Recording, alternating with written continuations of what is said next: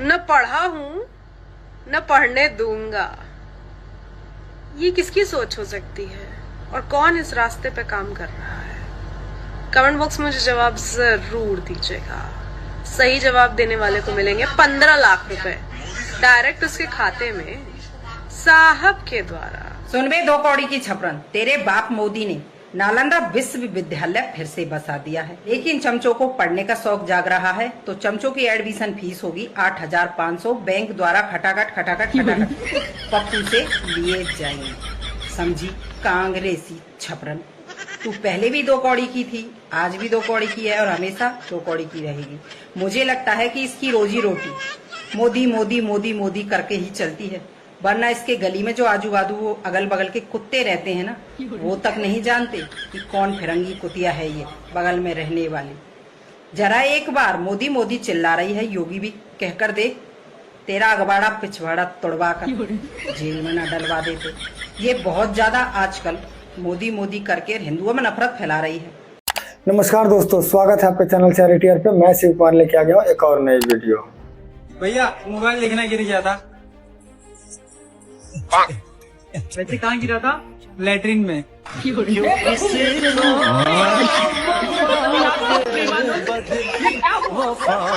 आप सबसे विनती है कि अगर आप भी किसी ऐसे मोबाइल शॉप पे या किसी मोबाइल रिपेयर करने वाले को जानते हैं तो उन तक ये वीडियो जरूर पहुंचा दीजिएगा। जो लोग बोलते हैं ना कि कांग्रेस ने क्या काम किया है, मैं बताता हूं आपको।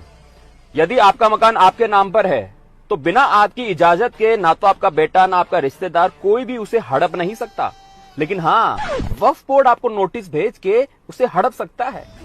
ये कांग्रेस ने काम किया है और ऐसे हजारों काम है जिनमें से ये एक काम मैंने आपको बता दिया।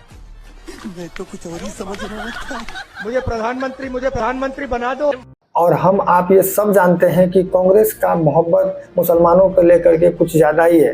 कांग्रेस के ही एक नेता ने बयान दिया कि इस देश के सभी संसाधनों पे पहला हक मुसलमानों का है। ये बेहद दुर्भाग्यपूर्ण बात है कि जो मंडली कल दिल्ली के एक लोअर कोर्ट के ग्रांट ऑफ बेल के आदेश पर डेमोक्रेसी जीवित है, डेमोक्रेसी इज अलाइव चीख चीख कर कह रही थी, आज जब दिल्ली के हाई कोर्ट ने उस ऑर्डर पर स्टे लगा दिया और अपने ऑर्डर को रिजर्व करते हुए कहा कि अगले 2-3 दिन में वो अपना फैसला सुनाएंगे बेल पर, तो आज वो कह रहे डेमोक्रेसी खत्म हो गई। आज वो कोर्ट की न्याय प्रणाली की व्यवस्था पर सवाल उठाने लग गए। इस प्रकार से conditional commitment to constitution and democracy ये केवल कुछ पार्टियां कर सकती है जिनका चरित्र ऑड इवन वाला है। बताइए, कल तक कोर्ट ठीक, कल तक डेमोक्रेसी जीवित, आज डेमोक्रेसी खतरे में, आज कोर्ट को बदनाम करो।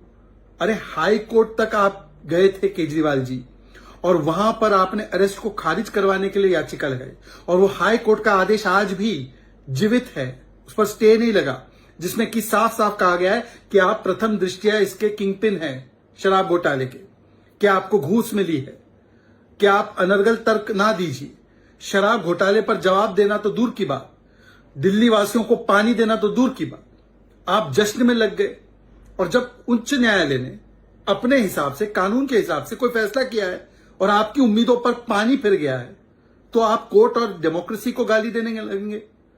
यह दिखाता है इनका चरित्र। इंडिया अलायंस का चरित्र यही, चुनाव जीतो तो ईवीएम ठीक वरना ईवीएम गाली, कोर्ट का फैसला अपने पक्ष में है तो कोर्ट ठीक वरना कोर्ट को गाली। ऐसा ऑड इवन नहीं चल सकता। इंडी गठबंधन और खास करके हमारे केजरीवाल भैया, आपको नहीं लगता कि ये कुछ ज्यादा हो रहा है?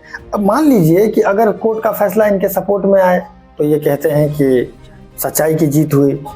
अगर कोर्ट का फैसला अगर पलट जाए तो ये कहते हैं कि मेरे साथ धोखा हुआ है। अगर ये चुनाव हार जाते हैं तो ईवीएम खराब, अगर ये चुनाव जीत जाते हैं तो सच की जीत हुई। मुझे लगता है केजरीवाल भैया के जैसा नाम और कोई मुख्यमंत्री हुआ ही नहीं।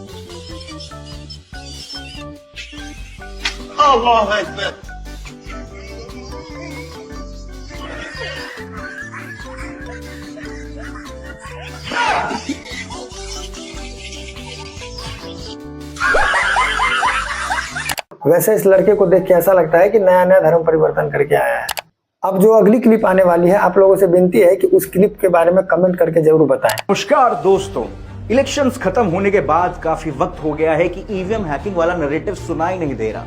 मेरे पीछे लगे ग्राफ में देखें तो आपको मेरा यकीन भी हो जाएगा। पर महाराष्ट्र में चुनाव आने वाले हैं तो ये गाना फिर से बजाना पड़ेगा। मैं आपको ये तो बताऊंगा कि मोदी जी ईवीएम मोबाइल से चलाते हैं, पर आपको ये सोचने नहीं दूंगा कि राहुल जी 2 सीट से चुनाव लड़े और दोनों से ही काफी बड़े मार्जिन से जीते। अगर मोदी जी डिक्टेटर होते तो वो राहुल जी को क्यों जीतने देते, और अगर मोदी जी डिक्टेटर नहीं होते तो मैं इतने सारे वीडियोस कैसे बना पाता। अगर वो ईवीएम हैक कर लेते तो वो क्यों अयोध्या और अमेठी में हारते, वहां क्यों नहीं ईवीएम हैक करते, वो क्यों ईवीएम हैक करके अन्ना मिलाई जैसे बड़े नेता को जितवा देते। पर जब तक मोमोज और समोसे में चॉकलेट भर के खाने वाली जनता मेरी ऑडियंस रहेगी, तब तक मैं ऐसे ही आपको बनाऊंगा, ग्राफ दिखा के समझाऊंगा और ये फेक न्यूज का मुजरा चलता रहेगा।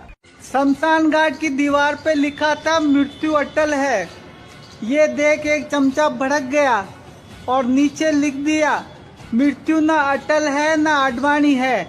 ये सब संघ और भाजपा की चाल है।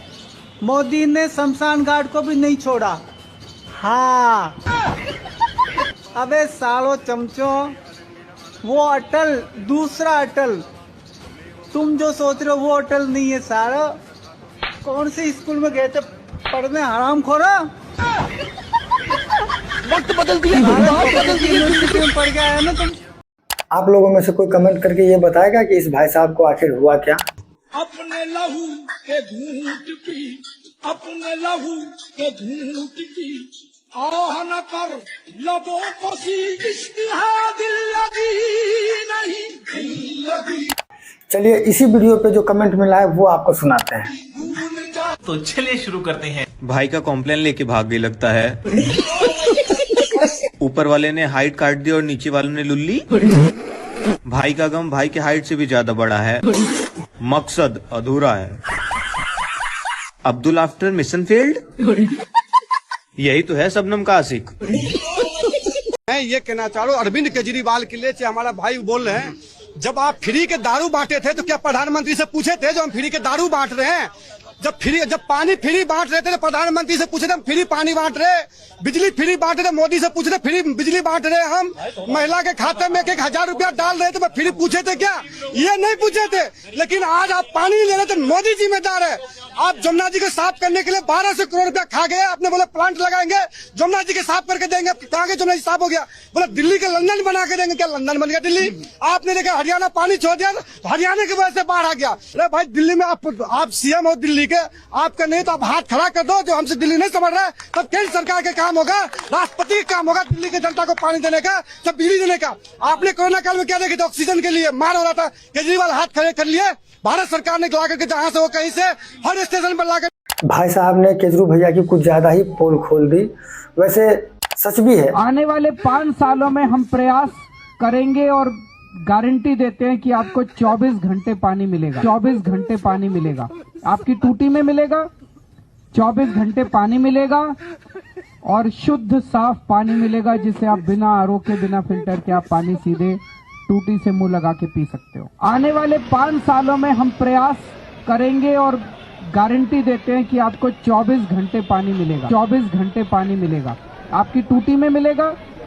24 घंटे पानी मिलेगा और शुद्ध साफ पानी मिलेगा, जिसे आप बिना आरओ के, बिना फिल्टर के आप पानी सीधे टूटी से मुंह लगा के पी सकते हो। तो देखा आपने, केजरीवाल 10 साल से ऐसे ही बोलते आ रहे हैं, 5 साल में जमुना साफ करा दूंगा। फिर अगले 5 साल होने के बाद बोलते हैं फिर जमुना साफ करा दूंगा, पानी 5 साल में दे दूंगा। फिर अगले 5 साल में फिर कहते हैं कि अगले 5 साल में मैं घर घर में टोटी लगा दूंगा। बस ऐसा ही है जी। हमारे देश का राष्ट्रीय गान कौन सा है? गणेश वंदना। ओम गणपतये नमो। लैला में लैला। लैला में लैला। इन दोनों लड़कों में से जवाब तो दोनों ने गलती दिया, लेकिन एक ने तो फिर भी समझ में आता है कि कुछ तो बोला, लेकिन दूसरे भाई ने तो मोह मोह ही कर दिया। आज हो सकता है मोदी के पास पूर्ण बहुमत न हो, ये बात सही है कि यूपी में ये लोग बुरी तरह से हार गए, लेकिन फिर भी आपने किसी भाजपा के नेता को कोई बहाना बनाते नहीं देखा होगा। ना तो वो लोग ईवीएम को गाली दे रहे होंगे, ना वो सपा को गाली दे रहे होंगे, ना किसी और को दोषी ठहरा रहे होंगे। वो लोग टीवी पर आकर एक ही बात कह रहे हैं कि हम इस पर आत्ममंथन करेंगे। वहीं कुछ यूट्यूब चैनल्स, कुछ पत्रकार जो माना जाता था कि मोदी की तरफदारी करते हैं, ये तो गोदी मीडिया है, पता नहीं क्या क्या कहा जाता था, उनके भी आज आप वीडियो जाकर के देख लो, वो खुद इस बात को स्वीकार रहे हैं कि हाँ भाजपा की कमी थी, भाजपा में इंटरनल कॉन्फ्लिक्ट था, आरएसएस के साथ भी कॉन्फ्लिक्ट था, कुछ नेताओं में एरोगेंस था, कुछ नेता जमीनी हकीकत से वाकिफ नहीं थे और कुछ नेता दूसरों की सुन ही नहीं रहे थे। क्या ये हिम्मत कभी अपोजिशन में थी? कभी अपोजिशन को आपने देखा है इस तरह से आत्ममंथन करते हुए, या इनके चमचों को देखा है इस तरह से कमी गिराते हुए? ये लोग तो इनकी सीटें अगर जरा सी और कम हो जाती तो ईवीएम को गाली देने वाले थे, इन्होंने तो प्रोग्राम भी बना लिया था पूरा। ये सिर्फ हार का ठेठरा ईवीएम पर, इलेक्शन कमीशन पर, दूसरों पर फोड़ते हैं, और यहाँ पर आत्ममंथन होता है। ये अंतर है अप्रोच में। देश के लोगों के लिए सबसे सही समय है ये जानने के लिए कि कौन कैसा। ये फर्क है कांग्रेस और बीजेपी में, बाकी आप खुद समझदार हैं। वैसे आप काम क्या करते हो? जी मेरा ना एसी का काम है, इलेक्ट्रॉनिक्स। अच्छा अच्छा, नाइस। और वैसे आपका नाम? अब्दुल।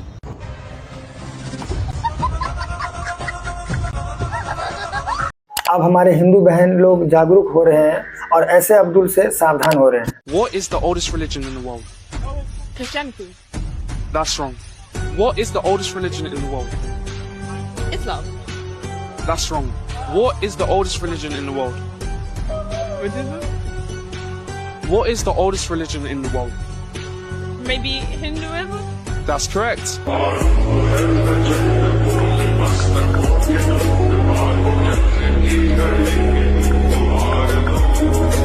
तो गर्व से कहिए हम हिंदू हैं और हमें हिंदू होने पे गर्व है। आशा करता हूँ आप लोगों को वीडियो अच्छी लगी हो। अगर वीडियो अच्छी लगी हो तो लाइक, शेयर और सब्सक्राइब करना ना भूलें। मिलते हैं किसी और वीडियो में, तब तक के लिए जय श्री राम।